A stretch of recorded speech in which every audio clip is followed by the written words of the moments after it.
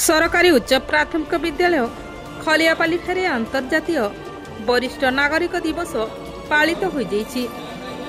एही अवसर में विद्यालय प्रधान शिक्षक श्री लोकनाथ दास अध्यक्षतार एक बैठक अनुष्ठित होइतिला। श्री श्याम सुंदर पात्र सभा कार्य परिचालना करथिले। मयूरवाण क्लस्टर सीआरसीसी श्री उमाकांत मिश्र मुख्य अतिथि भाव जोग देथिले।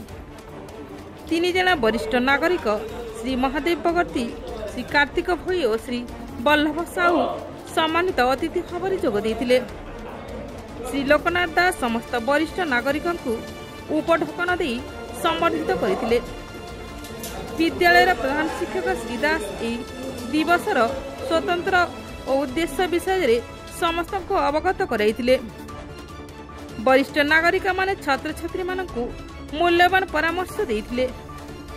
परिशेष श्रीमती विश्व विभूषिता पंडा धन्यवाद अर्पण करथिले।